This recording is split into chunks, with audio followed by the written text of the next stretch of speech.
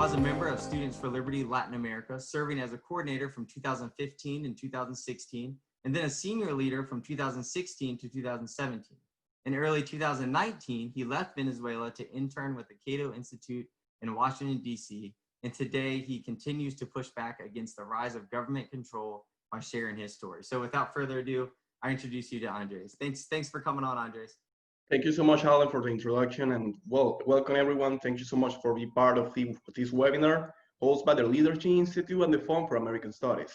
So we're gonna have a little short chat about Venezuela, about my country. How was my life over there? How was Venezuela before all of this? And how did we end up being the worst country in Latin America, one of the worst countries in the world right now? So without further more, let's start with a simple question. Have you ever been between a rock and a hard place? Something where both outcomes seem equally terrible. And it's a place where you could have never imagined that you will be in your life. Here's a time where I did.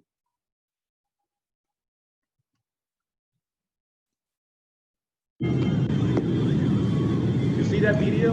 I was right in the middle of it. That was April 2007. We were getting tear gas thrown at us by the government officers. We have to make a choice. Either we confront the police and put riot here, or we go through that river. The problem is that that's actually not a river. There's an open rust sewage that goes all the way through the heart of Caracas. And as you can see in the right picture, I saw all kinds of people going through that sewage. I saw old ladies, small children going through with their fathers. And my situation was just like in the left picture.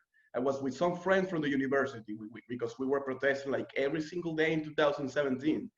And we had to make a choice. Now, what did I did that day? I'm gonna tell you later. My name is Andres Guilarte. I'm a 25-year-old Venezuelan activist. I left my country only last year. So if you don't remember what happened last year in Venezuela, here are a few video clips that are gonna start telling you the story.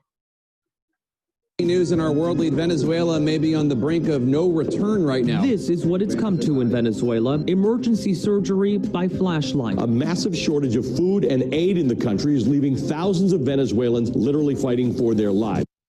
This kind of news might make for great headlines in the newspaper, but from my perspective, it affects real people in real ways. For example, my mom. Maybe you heard about what happened last year with the blackouts. In Venezuela, it's usual for the last 6 years that maybe 1 or 2 days you will have a shortage of some hours without electricity. But last year it was almost 7 days without any kind of electricity in almost 90% of the country.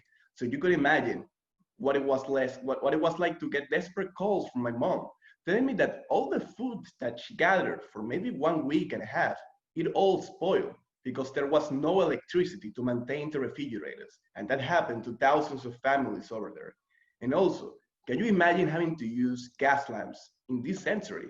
Oil lamps, that's something that people in Venezuela had to get used to under those circumstances. And that's also one of the key factors that has led to over 4 million people to leave Venezuela. And that's the number when we started this project last year. When right now, the latest report from the United Nations, it seems like if the circumstances continue to be as bad as they are, or even if they get worse, we're gonna have a problem where over 6 million Venezuelans are going to leave the country. That's the numbers that overpass the Syrian refugee crisis in numbers, of course. So we're speaking about the worst migration crisis in Latin American history. And that's only a few miles away from the US. So where is everyone going when they leave Venezuela? Well, some of them are walking weeks on foot from Venezuela to Chile. And there's even cases of people who had made all the way walking through the US southern border. You know, there is an old saying in politics that when government can't deliver results, well, people vote with their feet. And that's what summarizes the migration crisis in Venezuela. So a little bit about myself in Venezuela. That's Caracas, where I was born in Venezuela in 1984 when I spent my whole life. And I was living in that building. That building is part of El Llanito. El Llanito is part of Petare. Petare is the most dangerous place in Latin America. It's one of the most dangerous slums in the world, and it's the biggest district in Venezuela. So it's a really dangerous place where I had to get used to living my whole life. But even under those circumstances, I was able to go to the biggest public university in Venezuela, the best one in the country, the Central University of Venezuela, where I graduated with a bachelor's degree in international relations. So during my 4 years, from 2014 to 2018, when I was doing these college studies, I was able to be part of several movements, like Students for Liberty, like the debate club, being part of a political party, that's the only political party that speaks about capitalism, which is Vente Venezuela. And also I was involved in the government student movement, as you know in here, the student government. So being part of that, I was able to be selected as the president of my school. So while I was in that situation, I was able to know the old stories of my fellow classmates. And I can tell you, the difference of studying in the US and studying in Venezuela, they're not quite that different. I mean, we have to stay up late for study for exams. We have to meet several deadlines of papers, read several books. You know, the usual stress you have from college. Now just imagine for a second that you're in the middle of your history class and suddenly you start crying and choking. But it's not because the professor is really bad. It's because there is literally tear gas coming from the window, because the government is just throwing tear gas inside the campus, targeting some students start protesting. That was the usual back then. And we had to go out without teachers to protest against that. Those pictures are from 2017. You can see me the right one with the flag of my university, also in the middle one. That was the usual order. We always had to go out every single day to protest in every single street that we could. The problem is that when you go out, you become a target of the regime. That number you see right there, that's the latest number from the political prisoners from the government, from the regime. The problem is that that number always changes every single week or every single month, because the government picks people to use it as a currency exchange to commit pressure on the political opponents. So that number in 2017 was over 2,000 people being arrested. That's something that what we are used to when you have to protest for people that are attacking your liberties. So going back to what I showed you in the beginning of the presentation, April 19, 2017, the first video that I showed you, I was able and I was lucky to go behind the government offices in the right picture, hide towards some building and hide there for hours. But not everyone got as lucky as I did. A lot of people got arrested. A lot of people have to go through the sewer, which is just the most disgusting thing that you can imagine. And a lot of people that got arrested, either they were released in a few years later or they're still there because they were targeted as a terrorist, or protester. They were beaten, tortured without any formal due process, as you may know in the liberal democracies. That's what you get used to when you go out against the government, against this kind of authoritarian regimes. So also, when you become a target of regime, you become a target of the colectivos. And what are colectivos, you will wonder? Well, colectivos are the local government guns who target everyone who is against the government. And by everyone, I mean it could be your grandmother, it could be your girlfriend, it could be anyone. The thing is that they operate in every single district. So depending on the size of the district, you may have one, two, or more, depending on his size. So these guys, they are directly financed by the government. They say that the colectivos are like a peace group, that they just help the communities, to prosper, when it's actually the opposite. These guys that you see in those pictures, they are the colectivos that operate in my district, in my neighborhood. So that happened also in 2017. We were just making a usual protest in my neighborhood, and these guys show up alongside with the militaries and the police and started shooting at us. So we had to just scatter around. I was able to go to my building and hide there with my family. And that guy that you see with the white shirt in the right picture holding the gun, he made a threat towards our buildings, that if we didn't stop protesting, they were going to burn down our buildings, especially the buildings that house the students, my building. And I know every single one of them. And they also know me. Why? Because the guy with the white shirt, he also sells vegetables in the same street where I live. So every single morning, maybe you could go out, buy some onions and plantains for the guy, and maybe at night he could be shooting at you or robbing or kidnapping you, because that's how they operate. They terrorize the communities where they live. So after that situation, I had to make a step back from the organizations where I was involved. I had to change the way that I used to take from the university to my house or from anywhere. Because if you encounter at night with these guys, there is no police to help you because they are the real government police. So after that happened, I was just involved and completely finished my studies in the university. I graduated in July of 2018, and one of my best friends told me, "Why don't you apply for an internship in the U.S. in the Cato Institute?" I didn't think that it was possible to get in, but actually I was surprisingly elected. So after I was elected, in January of 2017, I head to the airport with my mom, the beautiful lady you see in the right picture. The thing is that picture you see in the left, that's the airport, the main airport of Caracas, and there is no one in that picture. That's in the middle of the day. And that's because there is no more tourism in Venezuela, even before all of these crises we're living right now. No one wants to go to Venezuela, and a lot of people just want to find a way out. So there is no one in that airport. When I went with my mom, I told her, "Mom, I'm just going a few months to an internship in the US because even with the current situation, the crisis we're living over there, leaving your whole life behind, your family, your friends, everything that you knew, is a really enormous decision." So I actually was not ready for that at the moment. So I told my mom that it's just a few months. The thing is that my mom cried a lot that day. Maybe she knew something that I didn't. You know that moms always know better. And actually, as always, she did. Because just 1 week after I arrived, all the new crises exploded last year when Guaidó took power of the National Assembly and faced against the dictator Maduro. If you don't know how that happened, let me tell you that Maduro in 2018 committed fraud in a fake election. So all the democracies in the world, they didn't recognize Maduro after that election. So it was in the hands of the head of the National Assembly to take over the executive because there was a hole in the office because no one recognized Maduro. That's how Juan Guaidó, to power of the National Assembly, became the interim president and faced it against Maduro. While all of this was happening, I was doing the internship in the Cato Institute. So I have to make a choice, because I already have a background in politics back in Venezuela. There were the guys that I showed you with who I had a lot of problems in my neighborhood. And I was involved in the political movement also. So when I was facing the choice of going back to my country, for me, the decision was crystal clear. I had to stay here and I had to apply for the asylum option. Not just because of the political crisis, also because of the economic crisis.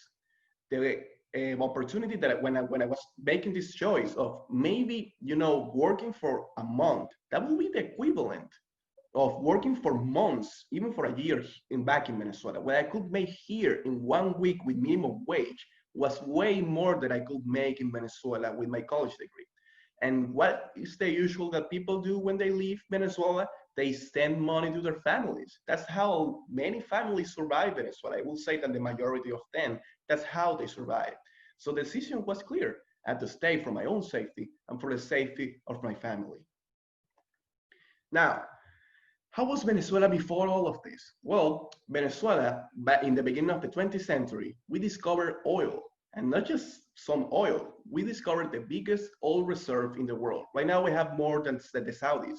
So when that happened, Venezuela went from a rural country to a more industrialized one. After the fall of the dictator in 1958, with the main political parties signed an agreement where they were going to settle the ground rules for the democracy of the upcoming years to avoid that another dictatorship will occur in the country. So it actually worked for a few years. By 1970, Venezuela had become the richest country in Latin America and one of the 20 richest countries in the world. Just to speak about the GDP per capita, the GDP was higher than the one of Spain, Greece, and Israel, and only 13% lower than the one of the UK. You can never imagine that the same country that I showed you in the beginning of the presentation used to be this wealthy. Well, actually, to give a practical example, my mom was born in the mid-60s, and she never finished high school, so she never had any formal education. And even in that situation, when my sister was born, the girl in the left picture, in the mid-80s, And I, the baby that she's holding in the same picture, I was born in the mid-90s. We never knew our fathers. My sister is from different fathers. So my mom was a single mom with 2 children without formal education. But in that economy, with the opportunities that we had, she was able to find a pretty good job to completely support our family. By completely support, I mean we have everything we needed, everything that a usual middle class family has. We had parties where we had to, there was always food in the refrigerator. Every single Christmas party, we had presents under the tree. I had my favorite toy, Batman. And my mom always used to dress me with that dress, that costume, which a lot of people think that's a unicorn, but actually that's a rhino. And I love that picture. But you know what I think about? What would happen if I were born in today's Venezuela, under the same circumstances, with a mom without formal education, without a father, and with 2 children? Well, probably we will be like these children you see in the picture, with a mom that is unable to find food for her own son. Because right now in Venezuela, the average Venezuelan is losing 24 pounds per year. 90% lives in poverty and 60% lives under extreme poverty. So how does that translate? Well, when I was a child, maybe it also happened to you. When you didn't want to finish your meal, where you will have your parents telling you, maybe you should finish it because you don't know who else in the world will like that meal. Well, that was the tale that they told me. Right now, I have a little cousin in my house back in Venezuela. When she doesn't want to eat, they don't tell that tale anymore. They just open the window and show her the little children that are eating garbage right across the street, because the situation in Venezuela has gone so bad that what used to be a tale now becomes worse than reality. So how did a country that wealthy end up like that? Well, there's a number of factors that led someone like Hugo Chavez to reach power. Now, don't get me wrong. Someone like Hugo Chavez is probably not waiting in every single country of every single corner, waiting for something to happen and take over the power of the government. No, that didn't happen.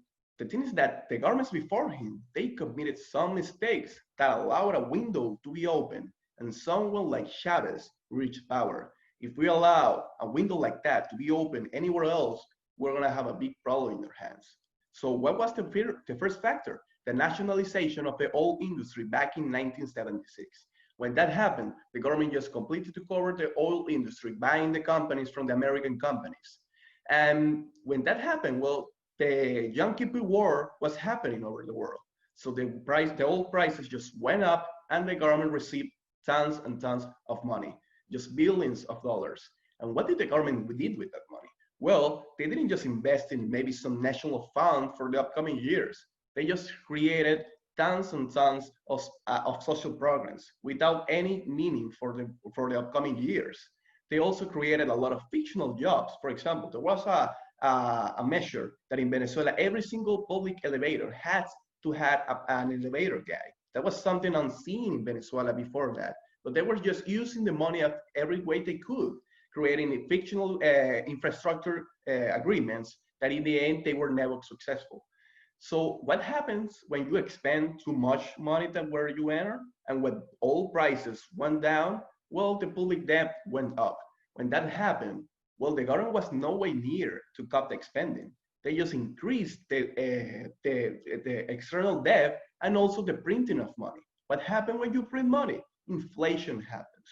So just about the charge, imagine that the economy is a really tall building. So inflation is like when your salary takes the stairs and the prices of everything takes the elevator. That's inflation in simple terms. So at that moment, people didn't like how inflation was happening, how the economy was being managed. And there also were some corruption cases among the government. So people were pointing fingers. And who were to blame? Of course, the politicians. They were right about that. The thing is that even in that circumstances, the government was nowhere near to cut the spending, and people were still demanding their social benefits because already a culture of dependency was established among the society. So people didn't know how to live with those benefits that the government had already established. So after that situation, in 1989, the government tried a new approach to the economy. So they created this economic package known as the Great Term. This package, in simple terms, was just to roll back the spending and open up the economy to the free market.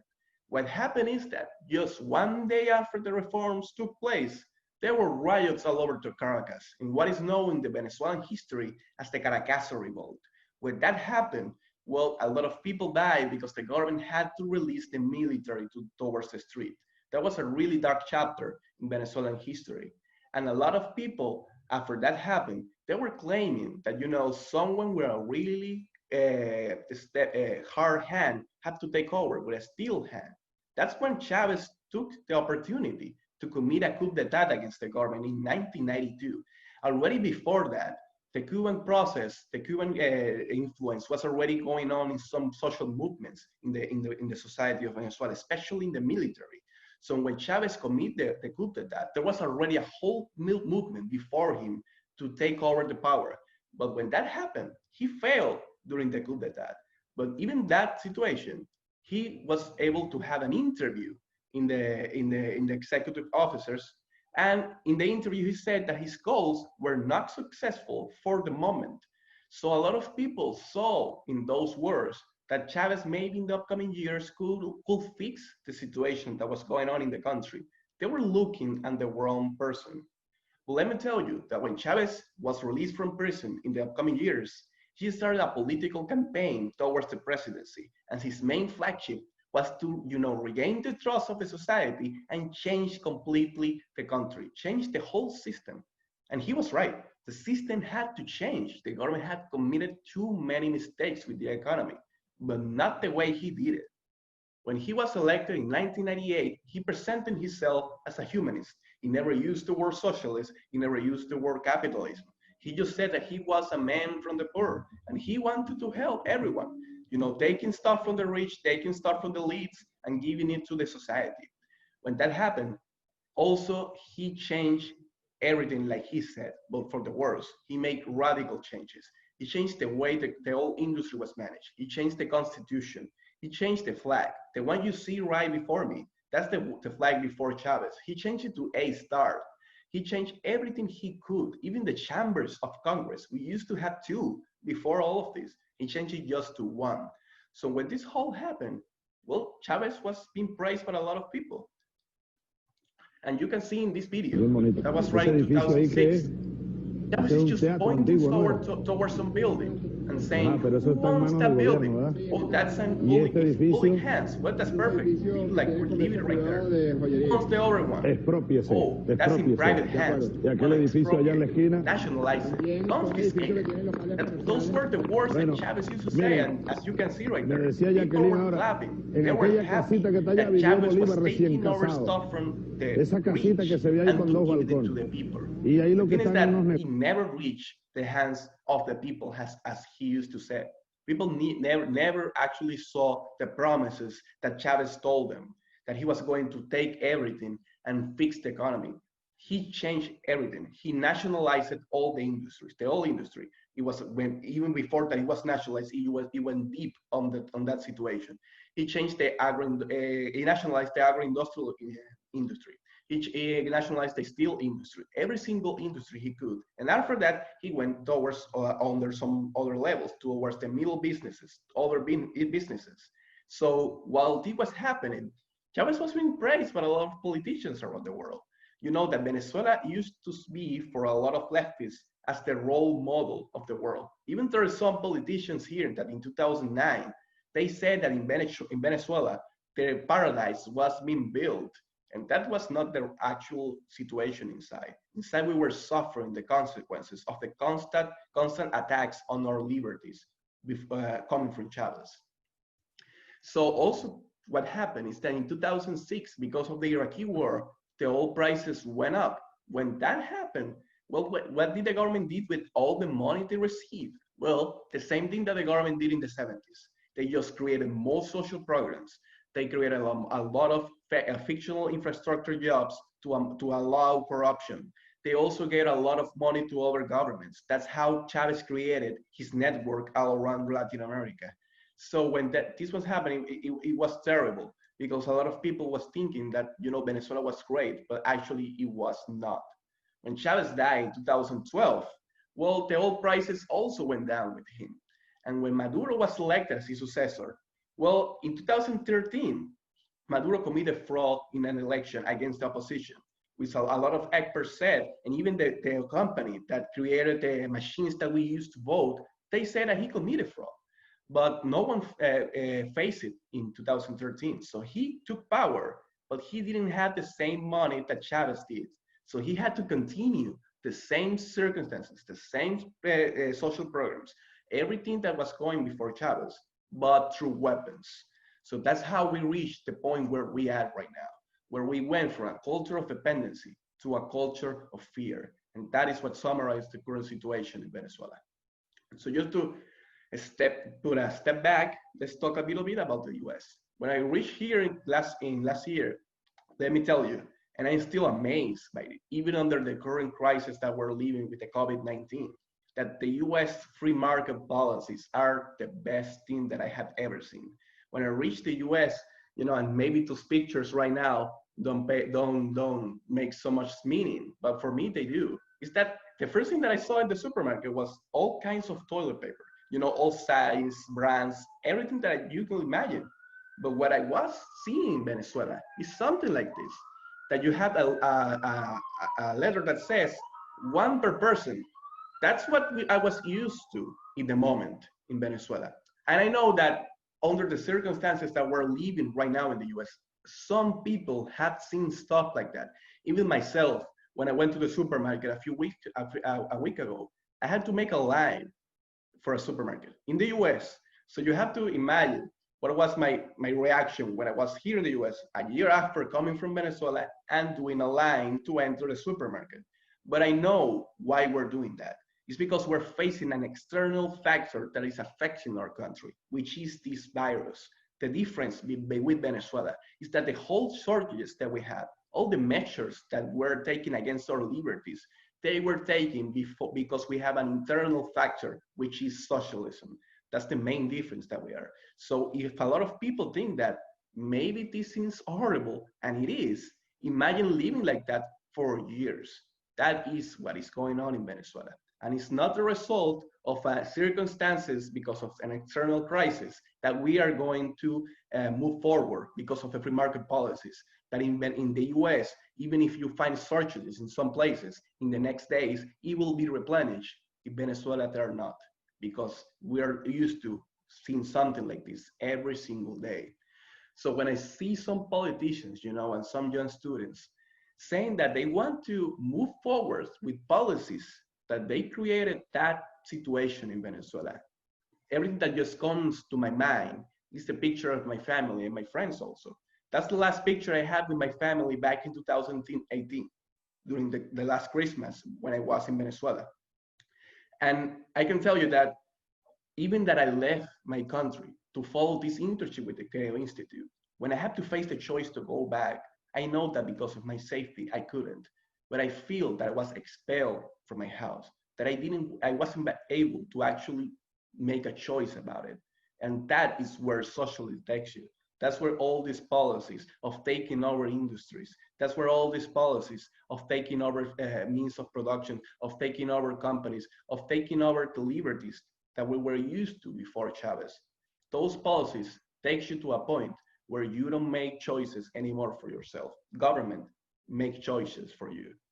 So when I hear these politicians again, trying to sell all of these policies, I can tell you that what happened in Venezuela is no way near for a socialist paradise. It's the more closer to an actual nightmare. Thank you so much. Andres, thank you so much for sharing your story and just sharing, all of the things that you've been through to get to where you are now.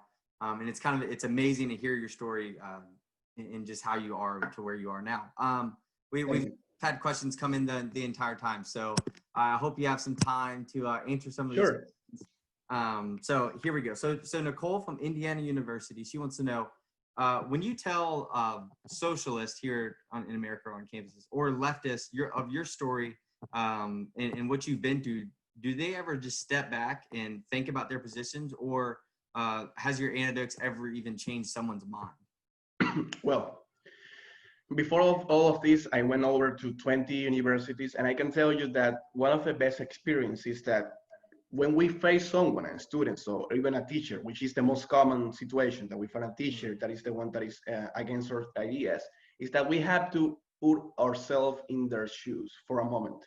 That's what I try to do with the students, because I know that, and I've been understanding that some students feel that the bad things that are going on in the US in some systems, like healthcare and some stuff, it's not because of the capitalism. It's because of mafias that are going because of too much regulation from the government. So those kids are thinking that what is going on is because of capitalism, because one, the teachers tell them that's mostly what happens in universities, and also the media. So when you have those kids thinking that the problem is capitalism, and when actually the problem is lack of more free market policies, that's where you have the result that they want the whole opposite of capitalism, which is socialism.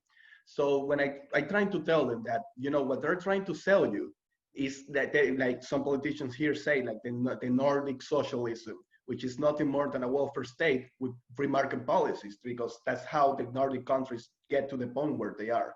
So what they're actually trying to sell you is Venezuela. Those policies are going to take you back to Venezuela, to the left part. They're not going to take you to the Nordic part. And the way that I try to do that, what we're trying to do with the project, is to be respectful with the kids. You know, not trying to reach over there and saying, I'm from Venezuela, I know what I'm saying, so you don't have a voice on a word on that. No, it's like understanding what I'm saying and trying to leverage on the ideas. And we have some results. I remember a student from Massachusetts that he was telling me that he went to the talk because he used to support Bernie Sanders.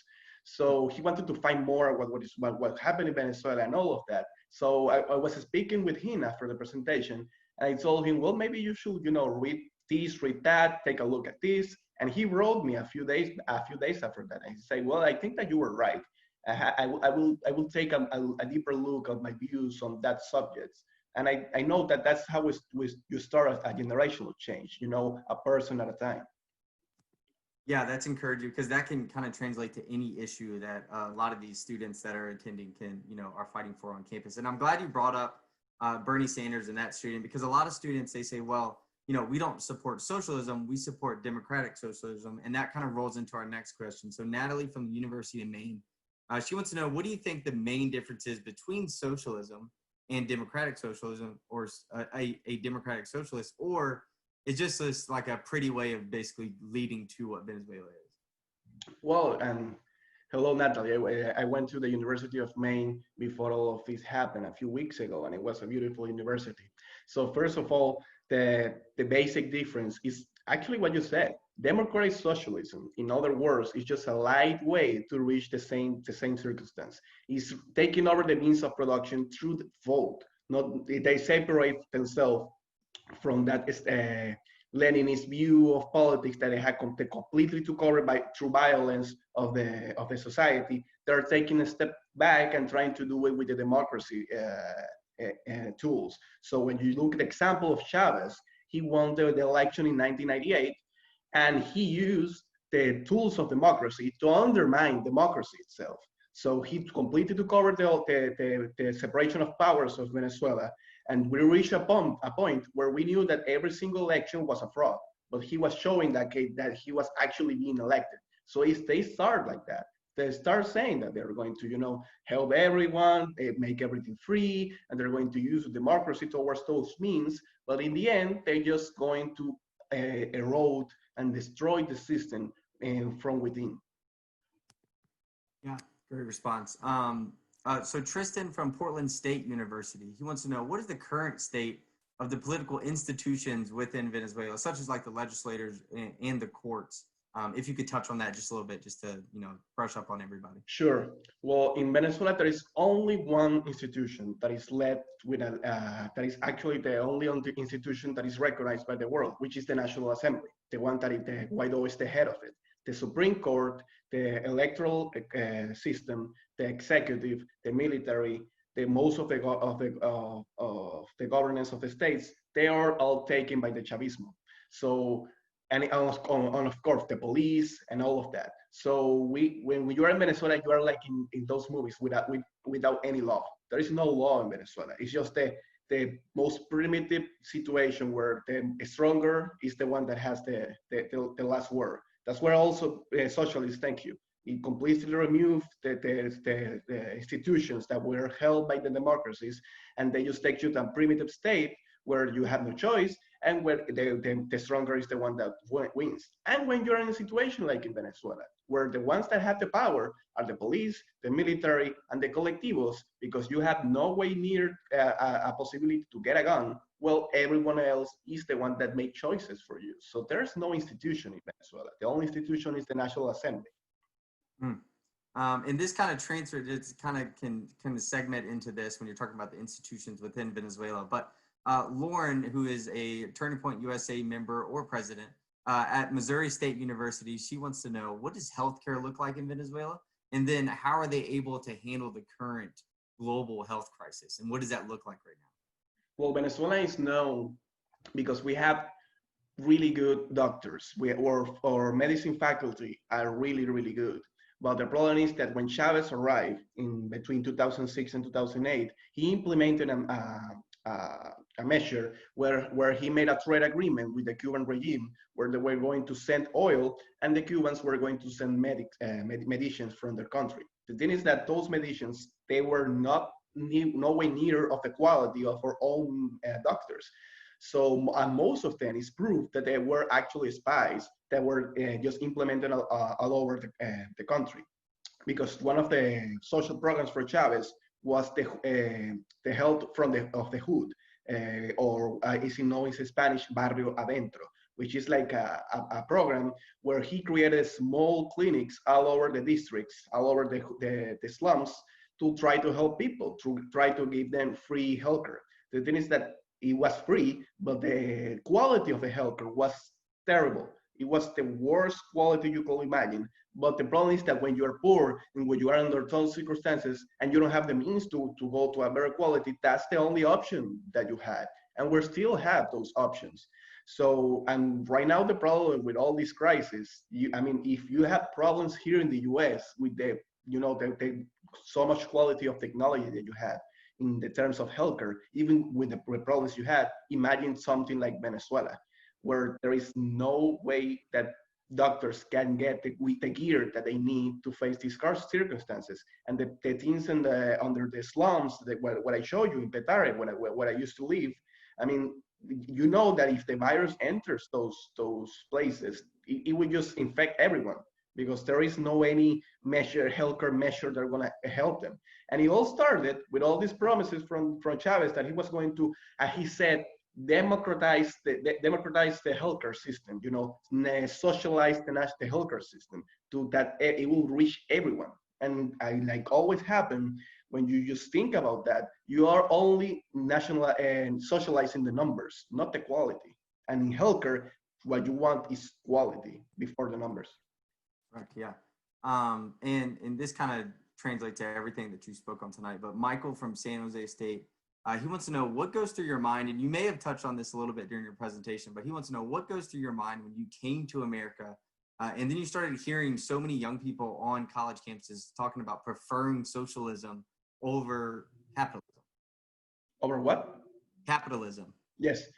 Well, what I tried to say during the presentation and some question before is that I understand that the hype, as you say right now, in some young students is socialism, because when you're a college student and you have to face the college debt that a lot of people have to face when they go to college here in the US, because the prices are ridiculous, and where you have to face all the problems that you don't have the same healthcare that a lot of people, or you have other problems. They think that those problems are because of the capitalist system, because a lot of people sell that the US is completely capitalism.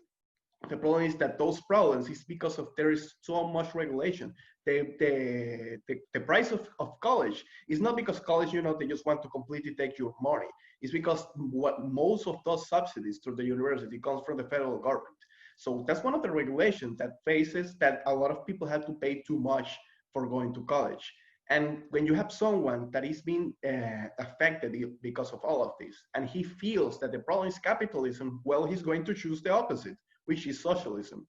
The thing is that it's going to be worse if you go through the path of socialism, and that's the job that freedom fighters have to take in all the campuses. Explain with respect to these students, because you have to know that these students are actually facing a lot of problems, and they truly, some of them, to truly believe that socialism is the way, is to show them what actual socialism is Venezuela, Cuba, Nicaragua, and the examples of the past, and what is not. So when they're trying to sell you, Denmark and Norway and all of that, well, show them the truth. What happens in Norway, what happens in Denmark, in Sweden, is because of the free markets policies that they took after the fall of the Soviet Union. That's what took them to the place that where they are right now. And when you're trying to speak with them in that situation, I think that's the way that you could make an actual change in the future. That just, entering a campus and say every single socialist is an idiot, and that's not the way that it should be, and capitalism is the best way in the world. That's not how you win an argument. That's not how you change a mind. You change a mind by by having empathy, and I think that's the way it should be. And all of that is also key because of the politicians like Bernie Sanders and AOC, that they're just taking an advantage of that situation. So what the message I'm trying to give right now is like, yes, Bernie Sanders took a step back from the Democratic nominee, but that doesn't mean that socialism disappeared from the country. There is the people that were going to vote for Bernie, they're still there. There's still a movement of socialism. That's the thing that we had to face, and we had to back it down for the upcoming years.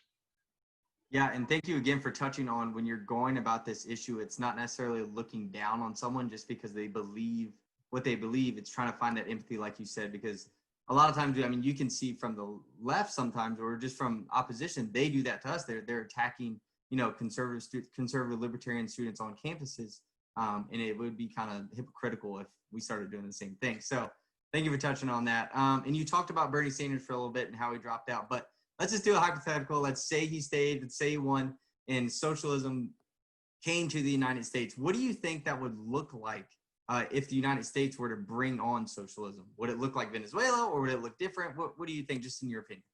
The thing is that he always is a mix of same measures and some different measures, because in social sciences there is not like exact measures. It's not like exactly what happened in Cuba it happened in Venezuela, and exactly what happened in Venezuela it could happen here. The US has different institutions. You have really strong democratic institutions.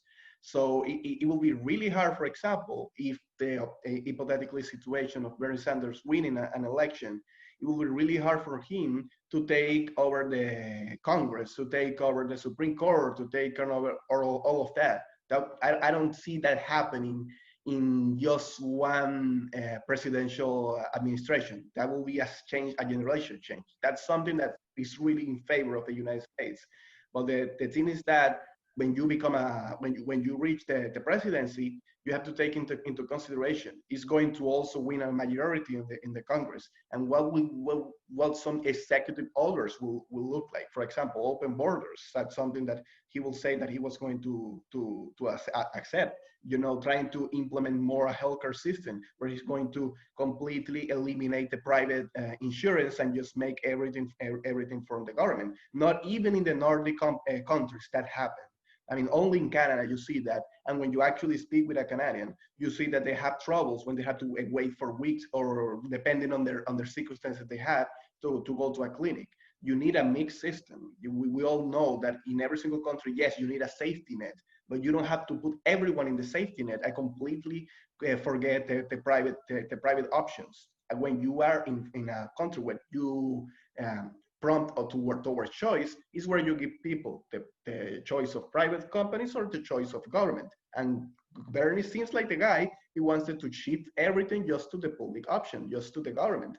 And I saw that maybe, in the first years, he was going to start maybe implementing the Green New Deal with AOC, trying to nationalize some industries. And it's all like a drop, water drops. It's not like Chavez. Then the year after Chavez arrived, everything went down south. It's something that it starts going a year after year after year. So I think it's really positive that he dropped out of the race. But what will really be positive is that we face those upcoming politicians that we don't know who they are, that they will appear trying to sell socialism. That those are the ones that we have to face. Yeah, very well said. And that I think that's a good explanation and clarity of how that hypothetical would have ran out. So thank you for that. So Lauren from the Missouri State University, and just a couple more. She wants to know, she says, could you touched on legislation a little bit there. She says, lots of people are claiming that the coronavirus stimulus bill is a lot like socialism. How would you respond to that? And can you touch on like why it isn't, maybe why it is a little bit? Sure. Well, the stimulus package is, I mean, to just speak about the package, we will have to, speak for hours because of so many things it has. So I'm just going to focus on the checks, direct checks payments toward the households. There is some that's implemented in Venezuela. In Venezuela, every single month, you get something called like a carnet, a small card, a credit card that the government gives you, and it's called the Patriot card. So every single month, you may get a special bonus from the government that it equals the minimum wage, and it goes directly to your payments. And that doesn't work.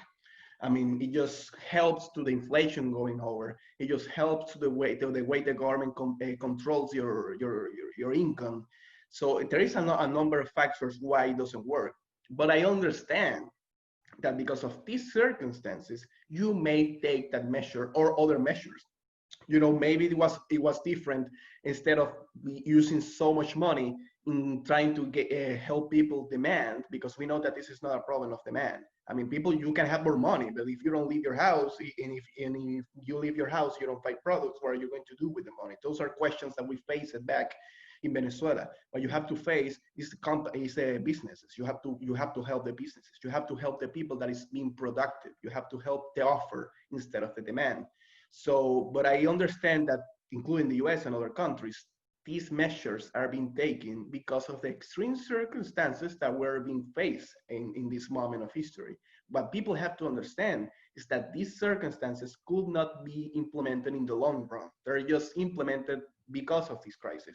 If you think that this can be held and it can be sustainable in the long run, well, take a look at Venezuela. That's what you will get. If you think that measures like this of attacking liberties, of extreme government intervention in the economy, in every single aspect of the society, that's something that it could be implemented for a few months, even weeks in these circumstances. But in the long run, that's not the way it should be. It's something, logic and reasonable, because you can manage an economy under these terms, because you will have Venezuela in the long run. Yeah, very, very clarifying there. Yeah, I think that it was great you brought up the point about how this is not a long-term situation or a long-term bandage, because some people were talking about that. Can we do this forever now? So I'm glad you brought that up. Yeah, I'm glad you brought that up. So last student question. Someone wanted to know what books do you recommend that they can touch up on, so when they get back to campus, they can be the most, well qualified, or not qualified, but just prepared to have these conversations that we're talking about. Well, about capitalism, I'm gonna tell you the first book that I ever read about it, and I read it in high school, in university, was The Morality of Capitalism from Toll Palmer. It's an edition from Students for Liberty. It's a really small book. I actually have it right here. Is this book, Morality of Capitalism. This is such a great book that is, as you know, it's really short, where it just summarizes the good part of the benefits of capitalism. So that's a way to approach people. That a lot of people say that capitalism, is an evil system and all of that. Well, if you read this book, it's not like that. You actually understand the benefit of money. What is money? What is behind money? So that is not something that the devil created and that is going to destroy your soul. That's not the goal of money, the goal of capitalism. But that's a perfect book. It's a small book that it can help you. And if you want to go deeper, well, you have the Mises books and the Hayek books. You have Road to Self-Harm from Hayek. I think that's the way you say in English. Sometimes I misspelled the name in English. And you have the Mises book, of course. Mises is a book that a lot of people is not going to completely read because Mises is a really heavy book. But for yourself as an activist, it will be great for yourself to read and to understand the concepts that are being spoken in those terms, and you can translate them towards your activities and your speeches toward the students. But if you want to recommend someone a book, I will completely say The Morality of Capitalism. That will be a great book to someone to quickly read and see the benefits of capitalism. Yeah, and perfect. And now to all the attendees, now is the time if you want to pick up a book and read instead of continuing watching on yes. or, This trying to figure out and trying to make a conscious decision if Carol Baskins did it or not. Instead of doing that, pick up a book and read. Well, thank you. So last question that I have. So a lot of our students are activists on campus, just like you had mentioned. Just quickly, do you have any encouraging words or any helpful tips that you can give them so when they get back on campus in the fall, they're ready to go? So first of all, if you think that you are, because of your minority, because of you think that the most of your campuses, or where I have been, where the university I've been, I've seen that the most people think that left ideas are the best ones. If you feel yourself and you find yourself in the minority, that's not a problem. That's actually something to be proud of. That's something that you have you feel proud that you are actually going against the wave, against the flow of the left ideas in Venezuela, and something that you have to take into consideration. Before Chavez, in the 70s, in the 80s, and the 90s, it was happening the same thing in the universities over there. Most of the college students were being influenced by lefty teachers, and the problem is that there were not enough freedom fighters. And what I see here in the US is that you have plenty of freedom fighters. You have a lot of people taking measures, taking the steps towards to face that reality, that a lot of people in Venezuela, they said, we were not going to be like Cuba. That's not going to happen in Venezuela. No, something like that will never happen to us. They allow it, that they left, started to gain more terrain. And that's how we went to this problem. So if you feel that you're not doing enough, let me tell you that you are doing a lot more that a lot of countries didn't do at the moment. And of course, there is always a space to do more. And for people like us that were not American citizens, you can always count on us to tell the stories of our country, so you can use them to make the examples and the arguments that that's not the way that you should go. And the way you should go is right there in the Declaration of Independence of the country. That's the way you should go. That's the way of the liberties that you should take. Andres, thank you so much for speaking tonight. Personally, that was extremely encouraging for me and kind of lit a fire under me. So I hope it did the same for everyone that's joined. Thank you again for joining us, and thank you for your courage that you're doing, coming to a different country and promoting the values and freedom that you're doing. So thank you, and thank you again for joining us. No, thank you, Alan. Thank you, everyone that just connected to see this webinar. It's a great opportunity. Thanks for the Leadership Institute and for the Fund for American Studies. If you want to know more about our project, what we do, what we did, and what we will do after this crisis, you can go to the Fund for American Studies webpage and see more about the Venezuela project. And so again, thank you so much for this opportunity, and stay safe, wash your hands, and read about liberty. So you can do a lot more when you go back to the campuses. Yes, same to you, Andres. So thank you everybody for joining us again. We'll see you next time. Stay safe, stay healthy, and have a good night.